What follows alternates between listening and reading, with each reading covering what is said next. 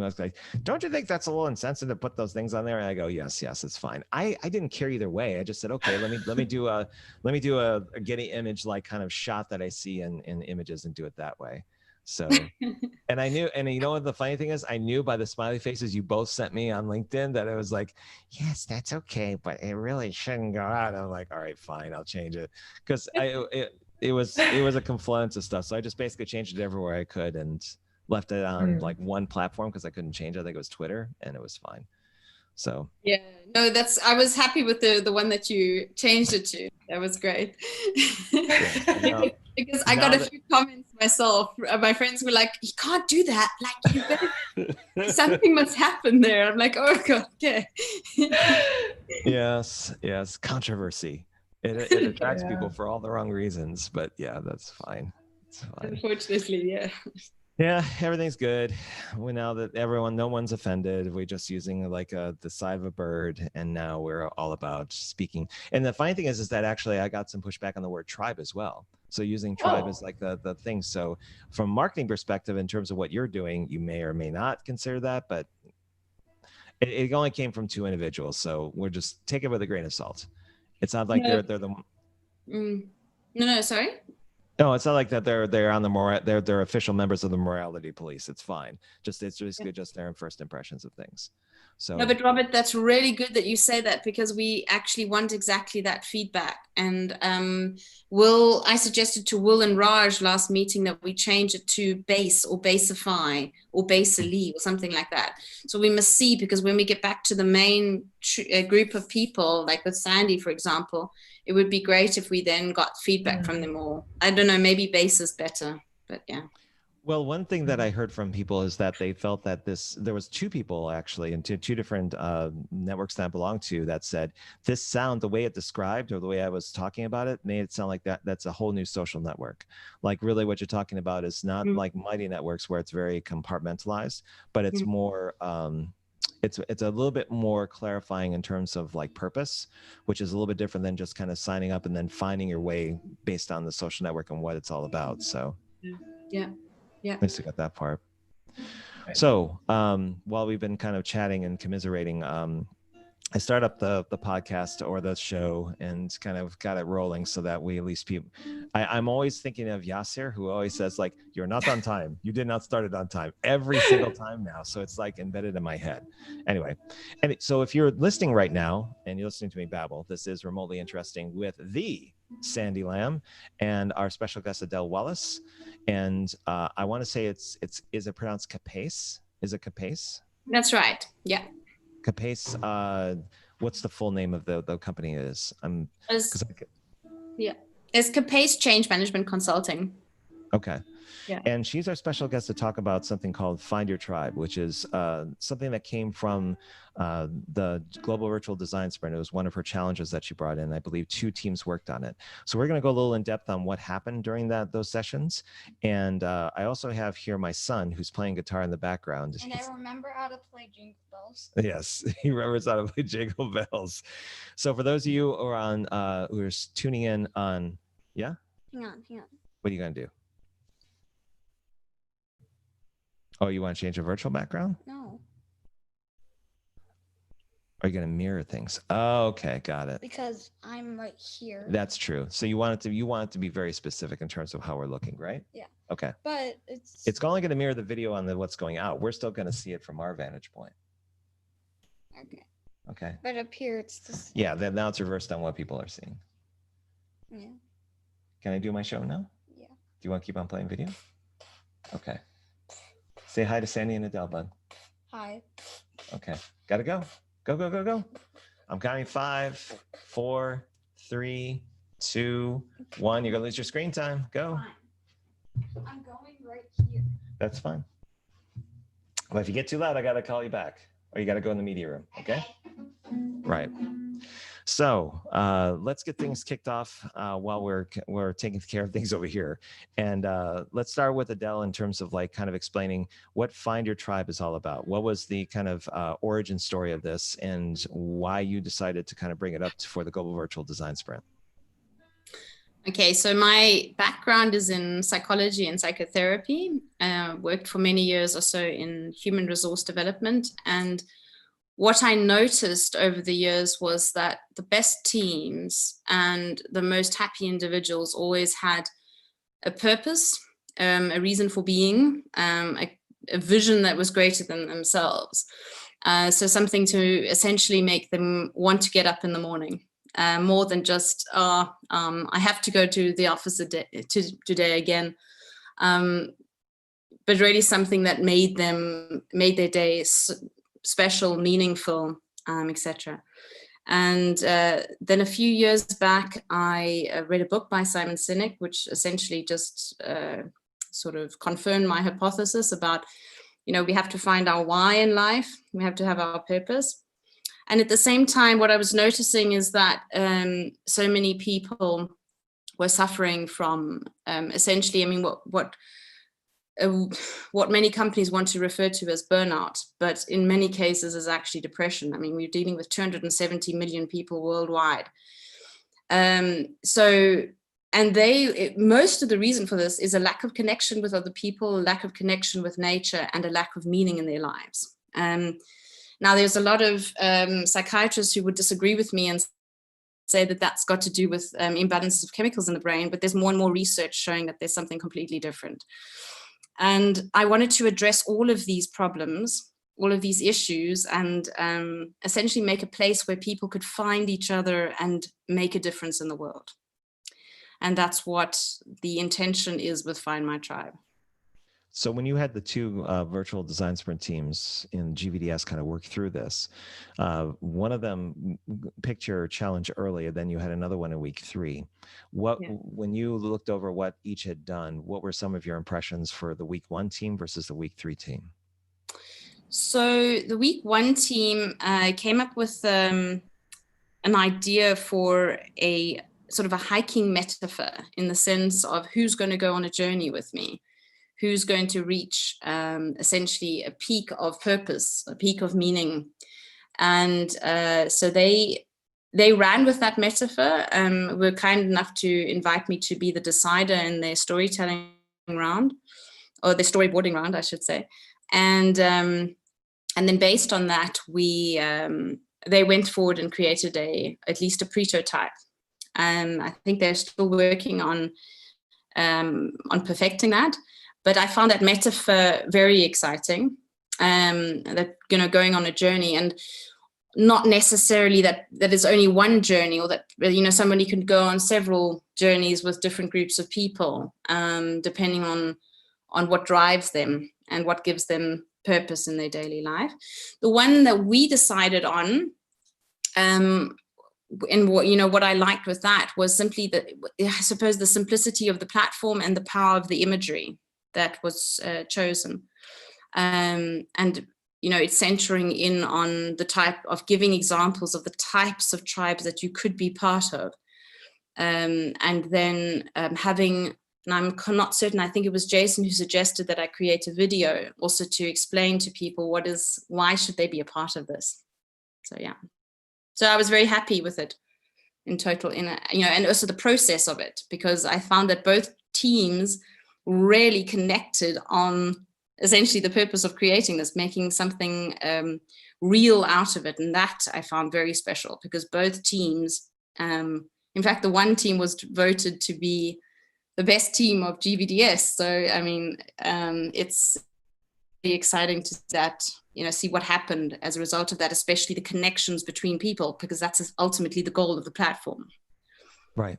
So you mentioned that things are moving along in terms of the prototype being finalized for the team 1, but where's team 3's kind of efforts? Did they end things right at the end of the GBDS, or is there also this idea that they're going to move things forward? So, obviously it's really edging on how much time I can invest in it at the moment. My aim is, of course, to bring the team together again when there is more. We've developed, so the main designer and the program within the team, we've gone and we've developed a new site now on Figma, obviously, just the prototype, But we've gone away from the name Find My Tribe or Find Your Tribe because of the connotations surrounding the tribe. So we are working on it, but I still have a lot of copy to create before we actually then reconnect with the original team, get some feedback on that, and start our user testing phase again. Okay. So it sounds like it's depending on your bandwidth and the availability of the process that could go in that particular direction. Some of the comments I heard earlier when I was doing promotions for this was that this entire concept seemed like it was going to be a new platform for social media. Like it was a way of basically clarifying intent and matching people based on purpose. My overall question was, how do you figure out what people's purpose and strengths are when they, A, may not know them themselves, and B, it takes a bit of time for people to kind of come together around a purpose if they don't know it straight away? Like, how are you anticipating being able to kind of field that for somebody who just signs up for this platform? Absolutely. So what I'm developing at the moment and working on is actually a questionnaire to find out what your purpose is. What's your life purpose? What journey, essentially, if I can use that metaphor, should you be going on at this stage in your life? I'm trying to keep limited to 10 questions to at least give people a start.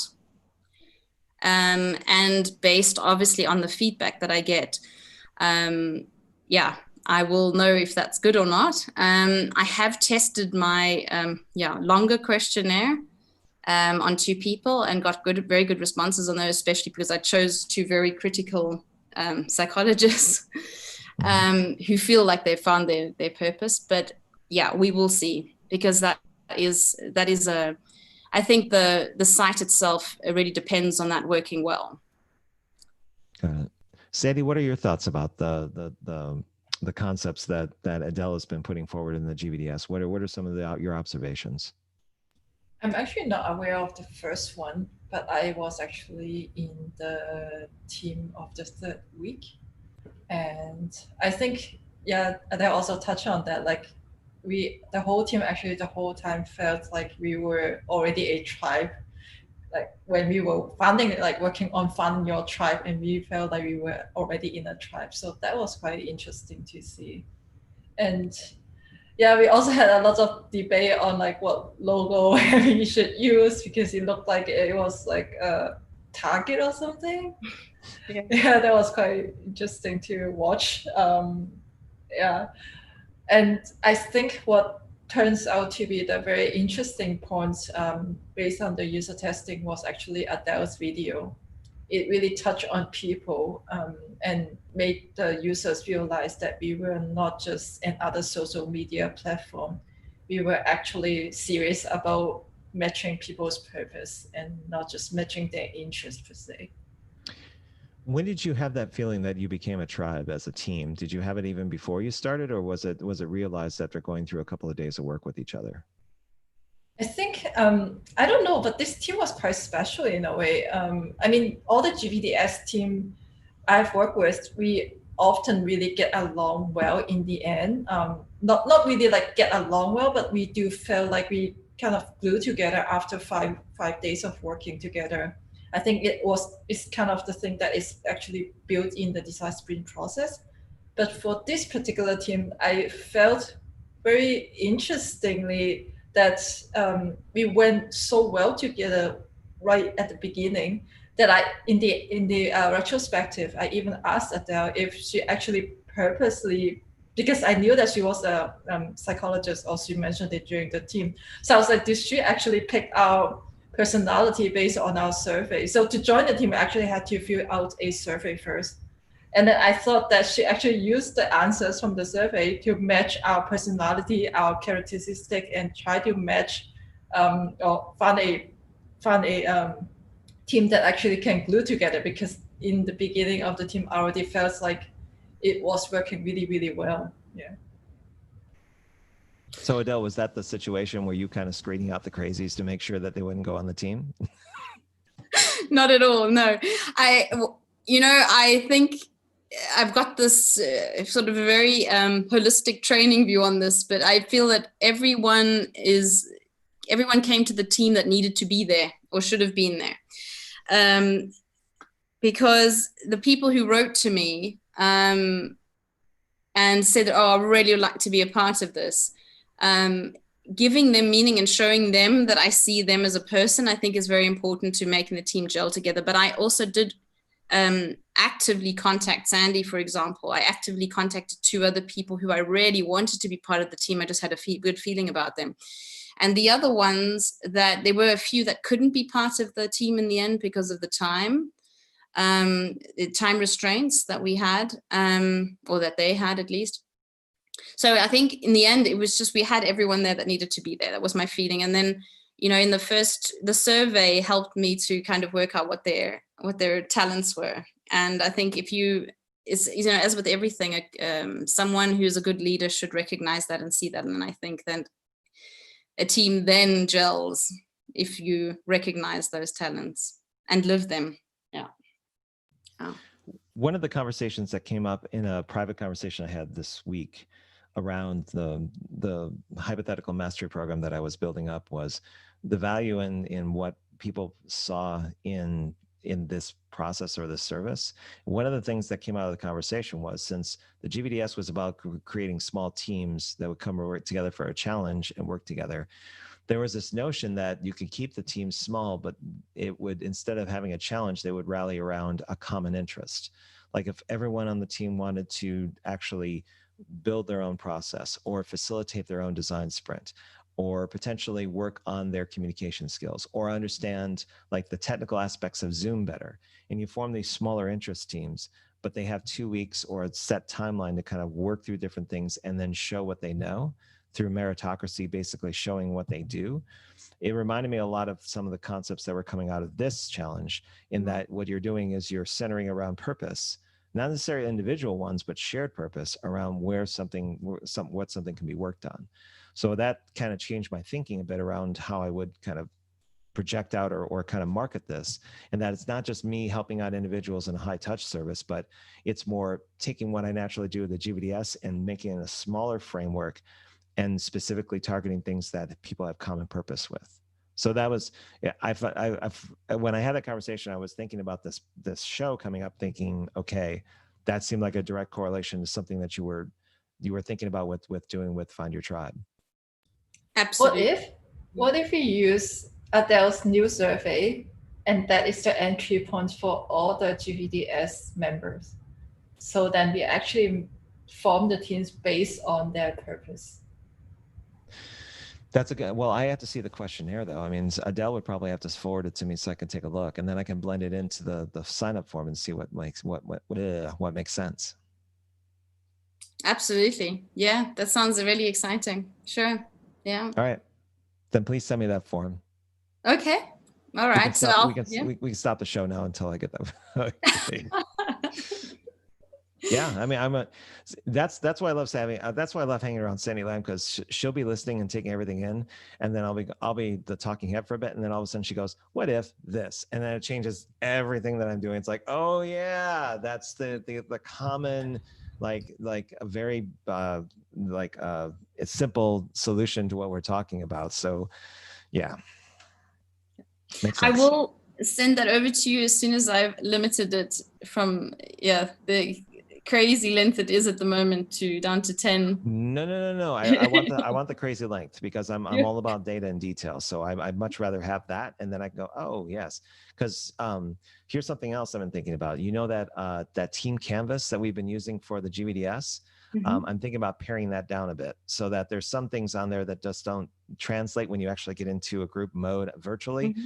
Mm-hmm. I'm thinking about paring that down a little, so that it's not this 45-minute kind of show and tell about what our purpose is, but it gets more to some of the root of why someone's there, what they're expecting, where they want to go with things, and something that translates into how the work's actually going to be done and how people kind of listen to one another. So I'm all about seeing the bigger picture and the entire palette, and then I can figure out, what seems to make sense, and then broadcast it back to people like Sandy and others that have the mindset of like, okay, what's the simplest way to point A to point B and get rid of all this crap that doesn't need to be there. So, Right. yeah. Good. Any other observations, Sandy, while you're on the soapbox in terms of like what if? I have a few ideas. Well, let's hear them. Well, we could also put the survey actually on Mural, and then we can make it as like almost like a storytelling thing, as a group team ice breaking kind of exercise. So instead of doing the actual team canvas, what if we make it more purpose driven or purpose matching? And then we spend, I don't know, 45 minutes still, but then we are actually sharing our values and actually finding out our purpose and telling stories. Is someone trying to break into your apartment? Yeah. Not from my side. It's from my side. Yeah. Oh, okay, yeah. It's like, hello. It's been going on for a week or so now. Really? So are they doing renovations of the place? How is Jordan? Okay, there you go. I'm a hero. What's up? I did 30 minutes. Okay, so what do you want to do now? So, I didn't hear the guitar actually playing. because I was in Mama's room actually. You were in Ma's room playing? Mama, You went all the way down there? Yeah. Oh, so what do you want to do now? screen. Well, of course you want to do screen, but you have to promise me you do your work after lunch. Okay. Shake on it? Yeah. Okay, now it's recorded on air. You have to do it. No. You gotta promise. You're fine. All right. No backies now. You can't get No out of it backies. anymore. Can't use Okay. this, so you got to use a different one. And remember, there's Dreambox. There's the contest that's happening. Okay, fine. And I already did 2 lessons. Yeah, but they want to do 6 by the end of the week. Can you Okay. do that? Yeah. All right. Do Dreambox first, then you can do screen. No. No? After lunch. After lunch? Yeah. You promised though, okay? Yeah. All right. You got But until I did shake on it. you did. No, you I got, did you it. got until 12:15. Okay, shake. Okay. 12:15. Then you got to go eat lunch, okay? 12:50. Yep. You got about 20 minutes. A little over 20 minutes. Okay? No. Yeah. Go. Okay, fine. But I have to use your computer. Nope. I'm using it right now. No. You can use if Mama can't use Mama's, you got this one. Fine, then I'm just gonna do something on it. You can't do it in here though, but I'm doing a show. Fine, then I'll just go and get Mama's. Hi. How is everybody? Hi. Hi. Oh, okay. Back on the topic of, I'm wondering with a questionnaire, I'm thinking perhaps it would make most sense if we have it as a multiple choice. And most of them are multiple choice anyway, because then it's very easy to work with that data, especially if you've got loads of people responding. I don't know what your thoughts are on that. What if you bypass the questionnaire altogether and you just basically give them a mural, and then they basically they can choose like a swim lane, and then they basically put in their answers like from all the way across. Then anytime between the time that the session ends, or sorry, the session begins, and when they're filling in something, people can kind of like download and read over what everyone's done, and then you can basically open up the questions of like, do you see any parallels between different answers that are given here? The only danger is that you're influencing what people put into those cards. If somebody already is there, people will read those and go, oh, well, I should probably fashion it and do it this way. So you do have that influence possibility, but it's a way of people knowing way in advance what other people are thinking and feeling about when it comes to what they're going to be doing with the workshop or the endeavor that you're doing. But in a way, to Sandy's point, it makes it open-ended where the purpose is out there, especially if you ask particular questions. Yeah, I mean, on a mural with maybe 10 people, that could work. Yeah, absolutely. Sandy, what were you going to say? So that maybe we can keep the mural open the whole time on, and we sit beside it, and every time someone puts in something as a facilitator, we just cover it. Yeah, that's true. You can just basically use like some sort of like square or something, and you basically cover it over, and then people can review it. Use the outline or something. Yeah. Yeah. Now what are they doing? Are they vacuuming over there? I have no idea. Okay. It's gonna be interesting how this picks up. So, okay. Yeah. So let's project 6 months from now, Adele. If you had put time into this and you saw it manifest the way you thought it would be, where would you see this kind of going? Oh, I would see a well-functioning platform that makes people feel welcome, and with a lot of references and experiences of people who have found their tribes or found their bases, depending on what we call it, where they have connected with other people and have started to go on their journey together. And we've gotten feedback on that. Numbers is not really something important. Obviously, there's going to be a critical mass in order to form tribes. But I'm thinking if we've got, 4 or 5 tribes of, numbers between 5 and maybe 20 or 30, that would really be a wonderful feedback for us. So yes, that would be great. And what partnerships or what partnerships would you have in place with organizations or companies? Who would be kind of working with you on this? If you could name like 2 or 3 of them. Mm-hmm. So there are actually a lot of companies that I would like to work with when this really takes off. So when we've got critical masses like thousands or tens of thousands of people showing up, I would then like this to really go into the fields of, even governmental medical insurance, where it's clear that people are getting benefit from the interaction with other people and, having meaning, because there are more and more, is just talking about in Germany, medical insurances that are seeing the value in this. So I see governmental organizations, but I also see NGOs. I see environmental organizations who would benefit from having groups of people who want to make a real difference in the world. So I was watching a TED talk the other day on people who track the monarch butterfly and how important their work is. And wouldn't it be wonderful to have tribes around the world doing exactly that, from small things in their community to saying, hey, I would love to have a park full of tulips in our rundown area in Amsterdam. Why can we not make that happen? And there's a group of 10 people who do exactly that, to the bigger environmental things like having an impact on global climate change. So yeah, I see that really taking off in a lot of different companies. But one thing for certain is I do not want to, whatever comes of the platform, I don't want to be selling this off commercially. It should be of benefit to all. And the companies or the governmental organizations that do come in are there for the benefit of all. I had a thought, but it escaped me. How do you control that? How would you control that? Well, I would monitor that myself and look into what these companies are aiming for, what their own vision is, and what obviously everyone needs to get some return on investment. That's clear. But I don't want it to be a case of the wrong companies getting involved for the wrong reasons.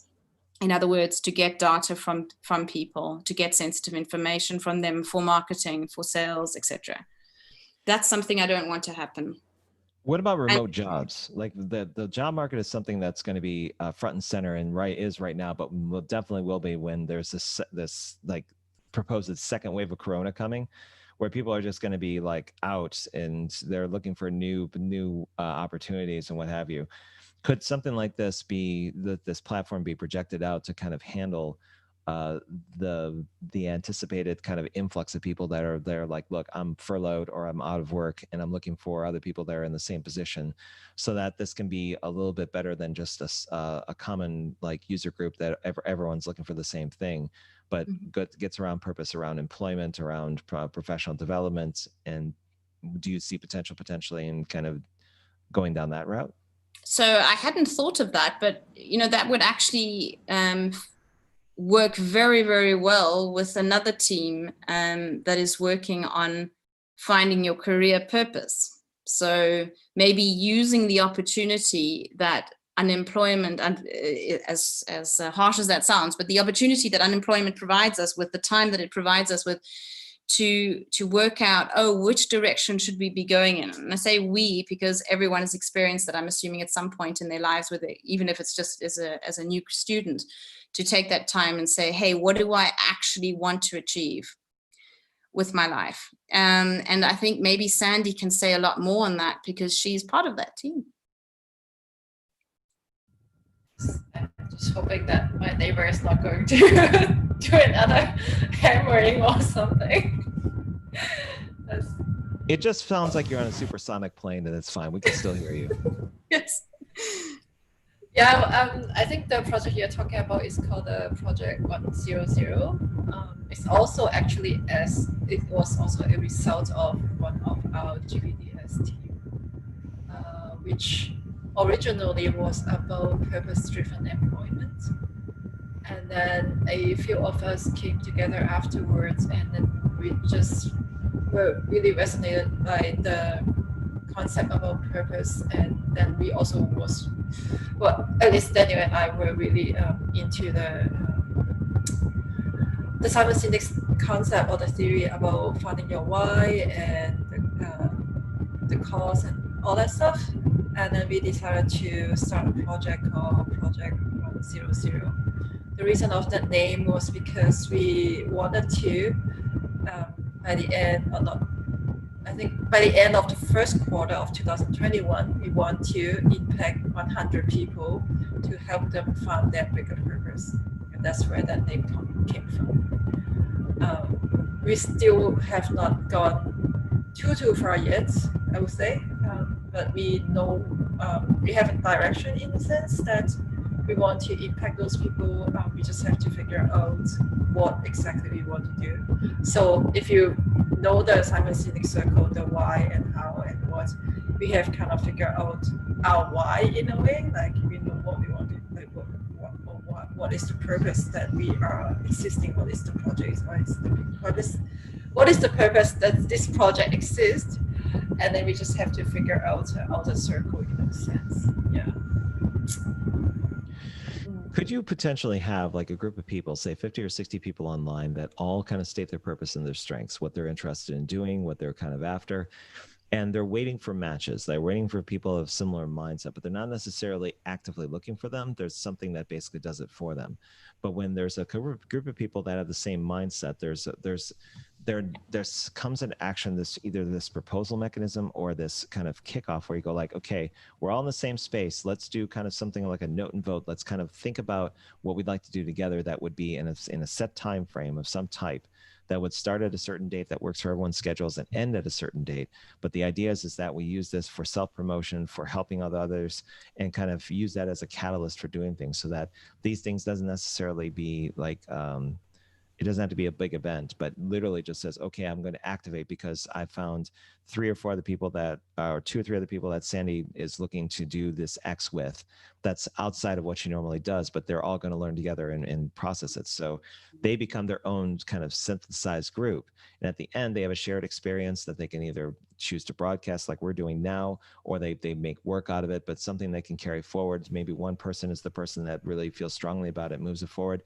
I almost like that dynamic because it leaves it open to a lot of different disciplines and interpretation from a lot of different people. But wait a second. What you just described, is what GBDs is? Right, but I'm taking it out of the context of a big event, and I'm saying, okay, let's actually make this smaller. And so I'm hinting at what's happening coming next year. It's literally like this is the groundwork for what's going to happen. So literally, it's like not this big giant Jello bowl full of like all these treats. It's like it's all more like a buffet of like all these different things that are happening and streamlining, so that there's multiple like marketing efforts. Maybe there's like a group of people that are working on different things, but you can track them. But the idea is that you get these small teams together, and they can either take something forward and incubate it and make it to a business. They can go forward and basically do it for a charity. They could do it as just basically a way of like learning a new skill, but smaller in teams where the structure is kind of made out for them, and then they use that as a way to meet somebody new. They can expand their thinking. They can find mentors if they're a junior and coming out of college or in college and want to learn with people that they're in the industry and they're doing more listing than they are actually doing. there's that catalyst for that, but making it open-ended, using trust-based pricing, all that stuff. So that's not necessarily about the money and the finance and the monetization. It's more about the opportunity, the purpose, the strength, and getting people together. Because once you get that part right, then everything else kind of falls into place. You'll kind of know what makes sense for people and how much value they assign to it. Because then if you have that, then it's a bit frenetic and chaotic, but it lends itself to a lot more opportunity. Yeah, I think the key word here though is passion, because I don't, based on this test, we can definitely put like-minded people together, but I don't necessarily think that is the way I would like this to work, because I don't think that will survive. I think a team survives when there's great diversity, but they share a common purpose. So we have people from many different cultures, many different backgrounds, but they perhaps all share the passion in the GBDS's case to create a platform where people can find each other and change the world. And only people who had that as a passion, which is, something that I also wrote, I was like, only if you're passionate about this. If you are, we'll make a plan. But if you're not passionate about it, or you see something in it that is, of any sort of, just egotistical benefit, then it's better not. And I think that is, that can be applied to any project. And then also, as you were saying, it can then be a case of having a platform where people can come together to, solve their problem of unemployment, obviously with the goal of then, having some financing and earning money in the end. But then people that join have all got the common passion to, I don't know, whatever topic it is. Maybe it's a finance app, or how to, whatever it is. But they're people who join this group are very diverse, and we can match them then to each other based on their diversity and their different talents. But their main aim is then, or their main passion, whatever it is, vision, is that they then develop this app which brings them out of unemployment. I totally see that as a possibility, and I think it's really exciting. It's just tricky because you have to be careful about using passion in a way that's applied to a team. And is that manifested through the body of work, or is it self-declared? Like how is passion actually realized? Is it just basically looking at what you've done historically and say, oh, I seem to have a natural gravitation towards these particular things that I do? Whereas somebody who is very like idealistic and vision oriented will say, I have a passion for like gathering peaches in an orchard, or whatever it is. Yeah. But if the actions don't follow the words, then the passion is really a more like a desire than it is an actual like applied thing, if that makes sense. So it's one of those things where you could say like, okay, what is it that you do? Like, what are the things that you do naturally? And can you, once you kind of have that history and that kind of stepped process of like what they get involved with, can you apply something as a definition to that? I would argue that you probably could. And then you go, okay, it seems like you're this type of person. You seem to kind of do more of this, at least right now. You may kind of veer off and do something different, but your history suggests, and your immediate history suggests, that you are quote unquote passionate about this. Like for me, you could argue that I'm all about organizing. I'm very much about organizing and arranging things based on a combination of intuition and what I get from the data and figuring that out. That's where my center seems to be. But I don't self-declare that because I have a passion for Doritos, but I don't necessarily consider it something that's like workable. I think it's, no, absolutely. I think it's a very important point, Robert. I think that what we definitely can define is, or help people to define, is their vision for their life. And when they say, so if someone says, hey, I want to develop a finance app, which for me is definitely not my passion. But, if I say, if there is a visionary who maybe clicks on Find My Tribe and says, hey, he wants to create a tribe, and uploads an idea of his vision for this finance app, and I see that I could assist from a psychological perspective, or from a coaching perspective, and I say to myself, well, I would like to help these people achieve their vision, then that becomes my passion for that time. It might not be for a long term, but I think maybe that could kind of help people to understand more of the purpose of a platform like this. I think, like, take that financial app as an example. I think when the visionary actually explains why they wanted to create this financial app, what is the reasoning behind it, and what are they trying to help, what really they are trying to do, and then those bits could probably resonate to someone else that who never thought they would actually be interested in creating a financial app, say. Absolutely, Sandy. Yeah, I see that. Yeah. I would like to see examples of visionaries that put purpose to action. I know there are plenty of them in other industries, like when it comes to like we read about them all the time in terms of what they've done. I like to see, like, there are people that have already made their case and have made their living and are quite famous for what they do. But when you're talking about somebody new, somebody who is not on that stage, hasn't acclimated to that point, and for whatever reason, they just haven't kind of put all those things together, how do you articulate how somebody can be a visionary and be a practitioner at the same time? Because somebody can be very, very visionary, but have no accountability and be full of crap. They can just basically talk about these worlds that just are amazing, but they just have no interest in kind of seeing it done. They'll just be basically they're credit mongers. They'll take the advantage of the situation and go, this is what I did, like a politician may do. So I'm wondering if when you recognize somebody who has a talent for seeing things and strategically or seeing things from a long-term view, how do you position that person to understand that that's their gift, but also be able to get the right kind of people around them to kind of motivate and go in that direction? Yeah, so part of this, to answer your first question, I don't see that not everyone can be a visionary or should be a visionary. I really don't think that, because thank goodness we have very, very different thinking attributes. Every person does. And we can divide that into different categories. And this is something that I'd like, that will be incorporated, or is incorporated at least in part of the questionnaire, to determine what thinking attributes the people have. But if we take the example to make it specific, of the classic Apple team, Steve Wozniak and Steve Jobs, both of them very, very different thinking attributes. We have the classic visionary Steve Jobs, who had something that he did want to create, wanted to see live in the world, and he had a perfectionistic approach about it. Whereas, Steve Wozniak had the very pragmatic way of going about this. How is it going to actually get done? That sounds great, but how are we actually going to do this?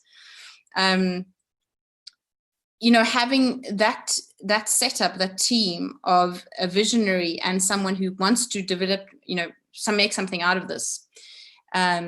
And there needs to be a lot more of those people who are wanting to see this happening. What is step one? What is step two?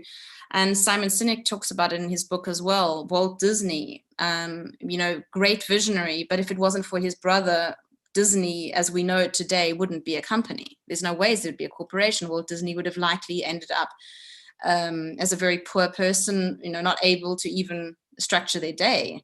So, if the world was made up of visionaries, we would have serious issues. So it's a good thing that we don't. But I think if we, I'm hoping that this questionnaire will help to identify people who are more visionary and say to them, listen, would you like to create a team? Would you like to create a tribe based on your interests? Okay, yes, but more than that, based on your purpose, which we can help you to discover. And once you've done that, to articulate it, to post it to the website, to see how they can get funding, and then to get the right team together to actually make that happen. And to actually fit that in with your unemployment topic, that could make a huge impact. What are your opinions on things like StrengthsFinder, Myers-Briggs, and other mechanisms that tend to take behavioral measurements of behavioral actions and kind of qualify them based on like categories? Do you think those kinds of things are helpful for determining how somebody can position themselves to do better, especially when you're talking about strengths? That was the first thing that came to mind because I've worked in StrengthsFinder before a lot. So what are your thoughts around those things? Absolutely. It depends on the psychometric tool that you decide to use, because they do all have their strengths.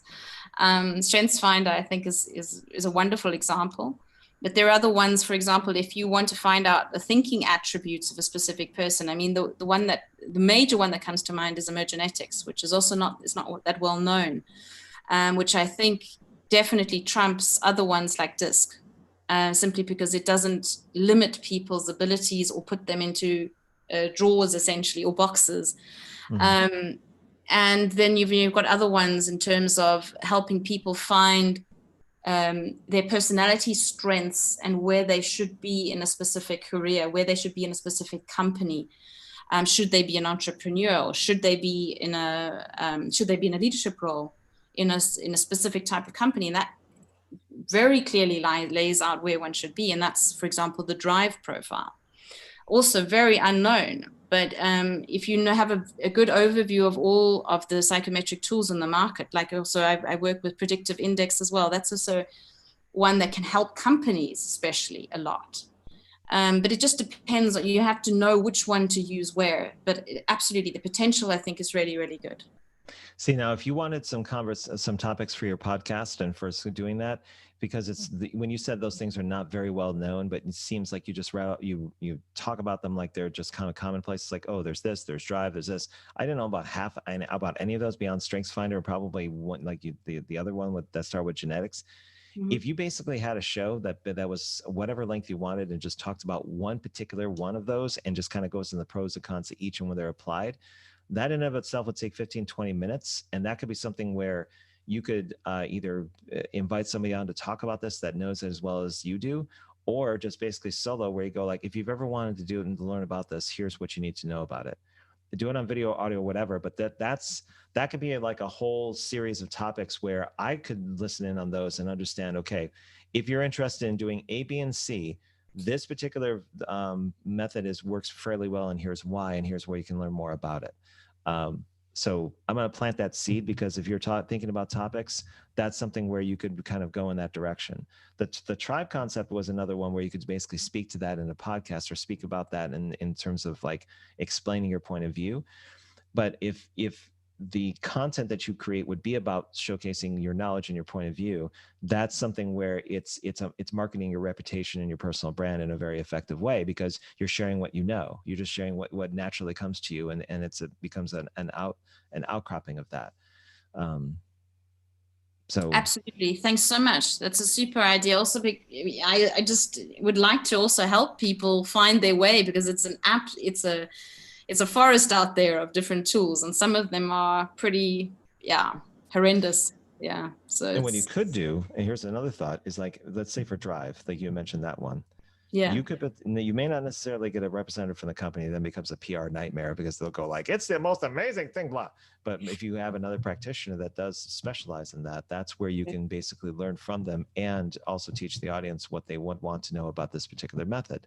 Follow that up with a little bit of social media and kind of links to different materials, and you start the narrative of somebody who's very knowledgeable in this space.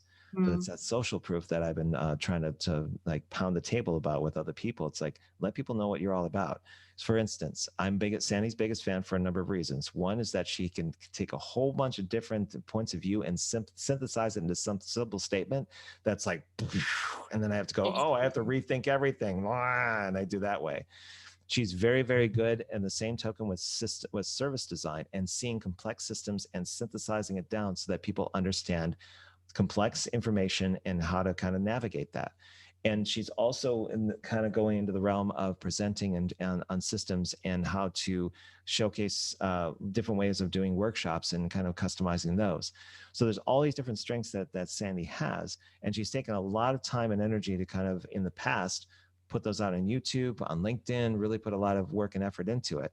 But the byproduct of that is that even though it's not something that she may not be interested in now because she's moved on from that, it shows her line of thinking or way of thinking, how she speaks to elephants, the whole shot. It has the whole kit and caboodle. But those are things that people are going to reference later on when they go to say, okay, who is Sandy Lamb? Oh, the singer? I don't want to know about that. Sandy Lamb UX or Sandy Lamb Design Sprints. And they'll start to follow the links and figure out who this person is to get a thing, and they'll share it with other people. That's the kind of thing I'd like to see with you, Adele, in that there's so much that you know in this space, and compartmentalizing it in just a website or a resume is not going to work. It really should be something where at first, like we were talking about TikTok before, short little videos that you do whatever you want to do, get used to the tech, get used to the motions of doing the content, but eventually touching on some of these subjects that you are very well versed in, talk with other people that know it too, and start that narrative about who you are and what you're all about. Off the soapbox. Now I can shut up. Thank you. No, thank you so much. And I also would just like to, say that that's my observation with Sandy as well. She contributed so much to the team for exactly that reason. Being able to make things simple and understandable for everyone so that we could actually move on, which is so important in a design sprint. So, yeah. I mean, I saw it a year ago. So when I saw all the effort she was putting into like the second one or the third one that we did, there was an underlying narrative around work ethic, but also about applied skills and talents that was manifesting. So it wasn't where I was just kind of like saying, oh, I'm going to reward this person because of all their effort. I just have this thing where if I get enough of a sample of somebody, I can see where it goes. Like there, you talk about vision, I can see where something is going. So I can kind of go, okay, I'm not going to dictate what this person should do, but I'm going to track it and then say, if the question comes up where I'm asked, I'll kind of go, have you thought about A, B, and C? And then they can make their own decisions. Whereas I can tend to be prescriptive about what we just said about the podcasting thing. But again, you're going to make your own decisions around what you're going to be engaging with and what makes sense to you based on your bandwidth and what your interest is. I'm just putting it there because I can immediately see the ideation happening and where it could potentially go. And if I start seeing some movement from you in where you want to take things, I'll be right there going, hey, have you checked out Adele Wallace? She's been doing this thing. She's been in GBDs. She started to talk about this. You may want to follow her on LinkedIn, because if the content continues in this regard, you may be really interested. And try to find your tribe that know what you want to learn and do that way. That's my method of promoting other people. So. And that's so wonderful, Robert, geez, because there's far too little of that in the world. But there's going to be more of it one way or another. Yes, I believe it. Yeah. So let's kind of do a timeline for you with your concept here. I know we talked about available bandwidth and the 6-month view, but what do you see are next steps that are happening either with the GBDs teams or where you want to take things in, say, the next 30 days? Like what would be an ideal setup for you? In the next 30 days, my aim would be to have the website up and running and have finalized the name for it, and that the website functions without problems. That would be wonderful already if, that we've finalized everything in terms of the design, that we've got our Instagram accounts, Facebook accounts, LinkedIn, etc., all set up properly branded. And it's already a huge goal. And by the way, there was a couple of comments on YouTube. One was from Mardea Garti. She says that you and her should do a podcast sometime soon. Oh, okay. And also Daniel Herrera also suggested that you should follow Dr. Julie Smith, all one word, Dr. Julie Smith on TikTok. Okay. He says that she's an amazing psychologist and uses the platform really well. So there you go. Thanks very much. That's great. Okay. Thank you for that, Daniel. I'm glad I check YouTube and just don't have it in the background history. Yeah, sometimes I do that. Super. Okay, so we're almost at time. Anything else we want to close with? Sandy, you want to contribute any of your thoughts or your perspectives beyond what you've said so far? I want to ask one thing, Adele. Like when we talk about the drive, because you also mentioned it last time when we were in our Project 100 meeting, and I was curious, like, is that something that you can actually do, like a recorded live demo to show people how that actually work? Because that tool sounds like really interesting. I should know about it. What tool exactly, Sandy? Sorry, which tool are you talking about? Drive. Ah, yes. Okay, sure. sure. Live demo of Drive, yeah. So you can see how it works. Sure. I mean, that's maybe even something that I should, as Robert suggested, make a video on, because you obviously there would have to be the visual aspect. I couldn't just do a podcast on it, and like a webinar. And But like how Robert does like these live workshops, like public live workshops with people, and I was just thinking if that's something that would work also for this tool. Oh, okay. Well, I do that with other tools. Yeah. Because Okay. I used to do lightning decision jams to show that process and to generate ideas for COVID. To Sandy's point, you could use this webinar platform. You could use, I mean, I could be the host. You could basically be the person that facilitates, but you can say, okay, we're going to do X, and I'm going to do a 60-minute walkthrough of this, and then set up something in Mural where you go through the exercises. But essentially, you showcase how you go about working through this. And then if you have someone like myself or whatever to host this, but basically provide a platform, then you can start the conversation about how that drive or anything else works. So like, here's what you need to know. Here's where it's applied. Here's where it makes sense. And here's one of the exercises in there so you can get a taste for what you would normally do in this or how you would go about it. That would be your own creation. But if you need, when you're set and you say, okay, Robert, I'm thinking of August, mid-August, this date, this many people, can you set up the webinar? I'll go, sure. And now you basically get it done. And I can help you with the mural. There you go. Awesome. And then it can be a Sand and Lamb creation where you can put, you need some sort of elephant stamp on it every single corner where you just like, that it's yours, like the hair color in the elephant, and basically like ding. But yeah, we could basically set it up so that it's an August event. We put it in virtual design sprint events because that has about like 400, 500 people now. I lost count. And same with the mailing list. You'll have an audience, and we can also tap into LinkedIn and see where it goes. That's a fantastic idea. Okay. Yeah. So I just need to come up with the concept. It should be probably not longer than an hour. Yeah. You're making 90 minutes is usually well too. Sometimes you can do around lunch so people can kind of make it work, especially at CET time. So if it's lunch around CET time, which means it's around like 5 o'clock in the morning my time, so maybe in the evening, but whatever time works for you, you can field that, and we can take a 2-month runway where it goes like, okay, we're about to embark on something where we're going to showcase this. What are some, if you wanted to register, what are some effective times that you would be available for that? We could go down that route, but yeah, we can make it work. Sounds super. Really nice. Thank you. Yep. And do check out Dr. Julie Smith then, because if you're going on TikTok and you're going to experiment, I'm going to be right there with you going, hey, I'm on day 45 and I'm sweating up a storm. Where is Adele Wallace's content? I need some psychological safety here. I don't have any of it. I don't know where to go to on TikTok beyond Dr. Julie Smith. So there you go. Very nice. Well, I certainly hope I can provide that sort of content. But yes, thank you very much. So we'll revisit it in a couple of months and see where everything is.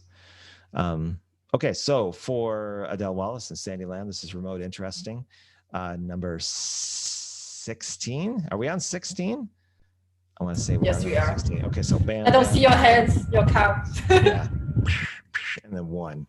So I'd like to thank Danielle Hera and Mardea for tuning in on YouTube.